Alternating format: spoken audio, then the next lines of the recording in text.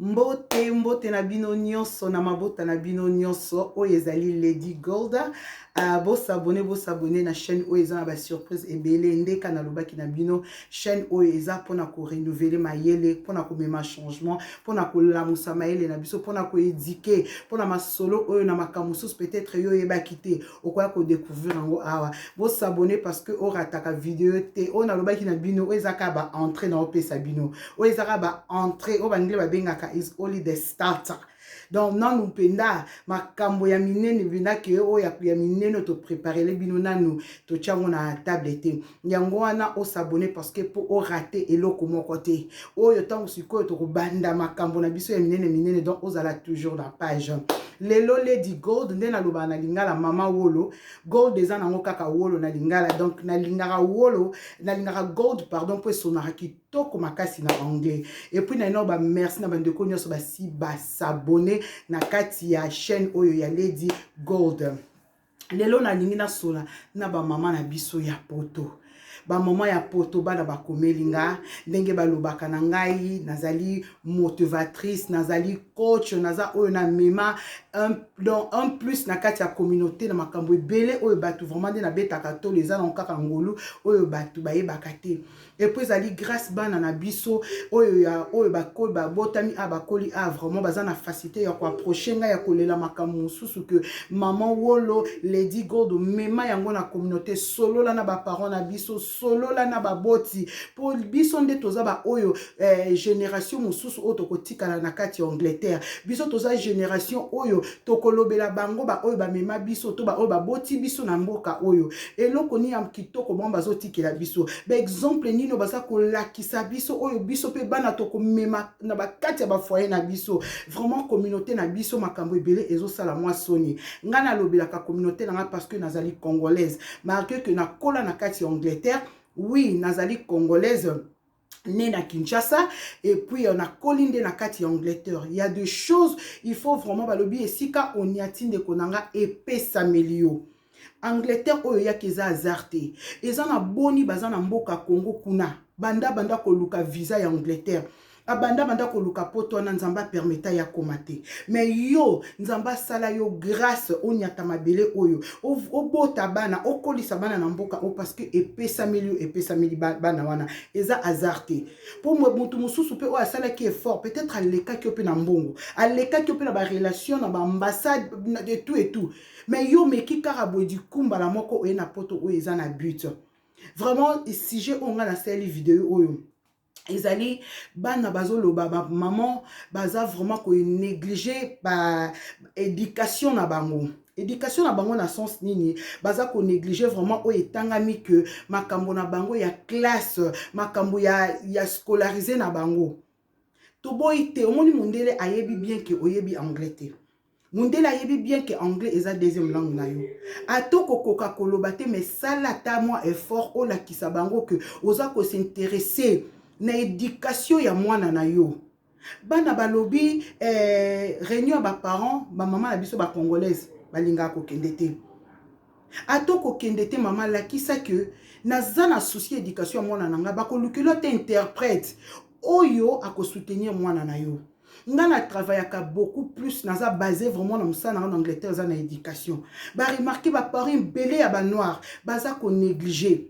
Omoni mwana oyo na école o baby ke parents na landela makambo na ye o ba enseignant de to bengaka ba professeur basakana na mwana wana te parce que bazomona ke ba parents na ye ba landela kaye basala ka moi suivi ba posa ka bango ba question ata ba yebi anglais te mais bazaka na souci ya mwana na bango. Mais biso ba parents ba congolaise on azoba parce que moi no abengi ngana lo balisolo aza mwana na biso abi ba parents na biso bazo la sata baza donc intéressante mon côté donc baza intéressé té na makamuna biso parents les liboso za la kiote naza kolemba nazo beta kayu na kokenanga ba réunion ya ba parents té oyo basala kana ba école mais lelo ba cheli biso ba zoom. Vous comprendre, balobi ke réunion ya ba parents, o yata ko participer. Ba koloba pe la mwana, pesa maman na yo, bien pesa papa na yo link oyo. Nani link na bien en français, te pesa nini oyo a kota a partager na réunion otokoloba maman a kota raté. Mais maman azama kasi na TikTok. Mama ayebi ndenge ba manyaka nyonso ya réseaux sociaux. Asimba TikTok aza premier ndenga kotia ba photo ndenga ko balusango boy ndenga ko komisa ye moko na ba photo akoma 1000 ndenga ko sala boy mama ko zwa temps atanga ba instruction nyonso tout o esengeli ne loko aza nango besoin mais o eza ko intéresser pour na avenir ya mwana na ye ba maman congolaise balingi yango te. Intégration na makamso ya buzoba totomboli maboko toza vraiment makasi mais o eza important pour na lobby ya bana na biso to lakisa pe tu ya mboka o bindeli ya mboka ke toza bazoba te. Ozo comprendre toza bazoba te toza batu moko totanga pe moi bagage intellectuel ezali marqué que anglais ezali deuxième langue na biso mais moi suivi à moi na eza mais ba l'école bana bazo remarquer et comme ko sala na bana soni okomona monsieur na banga tuni est-ce que opesa ki maman na bino lien oyo akota pour ayoka ta ndenge ni nozo travailler na classe on apesa ki maman zo occupé balobi mais lelo ba facilité biso eza li soute ke o kende na école biso ki ko kende na école ezaki très difficile peut-être bande ko travailler. Okozwa moi problème ka ya muke na téléphone na yo boy na réseaux sociaux osomba ticket osombe lamba okobenga mwana aider yo pendant 1 heure de temps 30 minutes pour réussir mission na wana et lokozo lukosa na internet mais bana nyonso tona ba melaka bazo banga koloba donc moi azo murmurer kana kati ya motema na ye omona bena mwana lobi makambu mususu azo ko benga ngana salela ina aider ndenge ni na Facebook nezo sala bien te ndenge ni akotia commentaire oyo ndenge ni akobongisa TikTok ndenge ni akobongisa Instagram mais oyo batindi pona éducation ya mwana atozo yoka te oya kaka comment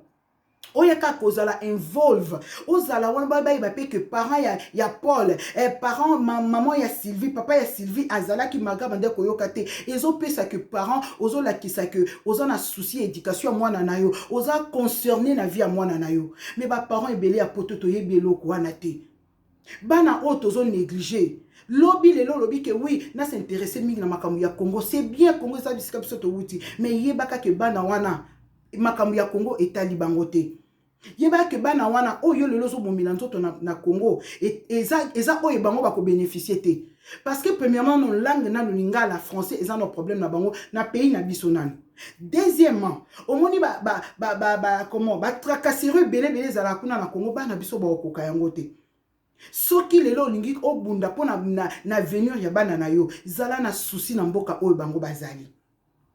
Zala na souci, yo moko maman, on s'intégrer, parents, on s'intégrer.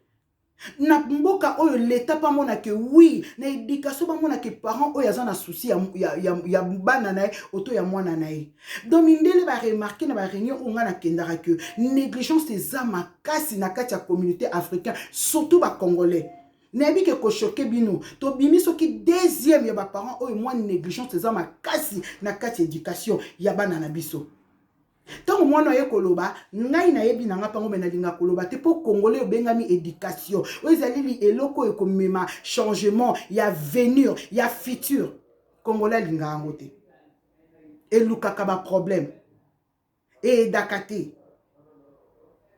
Donc yango wana ndeko na ngai esengi ba éducation ya bana photo landela yango ngana bazali fondatrice ya association otozo benga dyslexique bato ba botama na handicap ya problème ya otanga na kokoma na comprendre ba conférence nazo kende ba pays mingi surtout biso ba pays francophone ba pays wana vraiment na condition o baza vraiment na connaissance nango te ngana lobaka la vidéo ezanoka ya muke na sali pona la musa parent moko pona éducation mwana na ye vanda kota kata chambre ya mwana solo la kana mwana ba difficulté nini oyo yo ozo passer nango na classe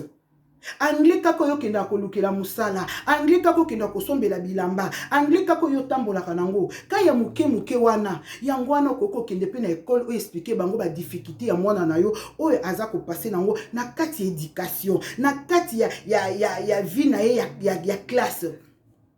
Okoki kokende kaka ko expliquer bon kaka anglais wana yo lobaka yango mboko keina mboko komi o ezaka plus important yekola langue ndeko na ngai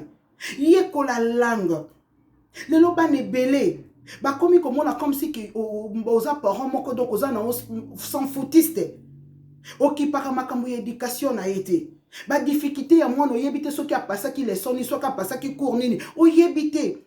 mais soki olandela kokoki pe kotuna na école pe bazomona oui parents oyo baza na souci ya venir à mwana na ye bana balobi akovanda na réseaux sociaux 40 heures akovanda soki combien 2 heures 3 heures du temps mais so balobi neka 30 minutes ya réunion akende ka kokota batindi lien on aza na tante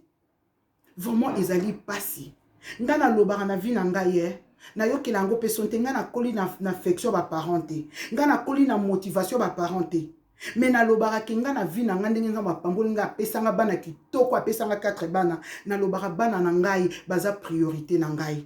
oyo na kokite eloko na monke na sunga bango na nga na kokite na kenda toujours kosenga aide na lingi bana na nga bazala plus que nga na vie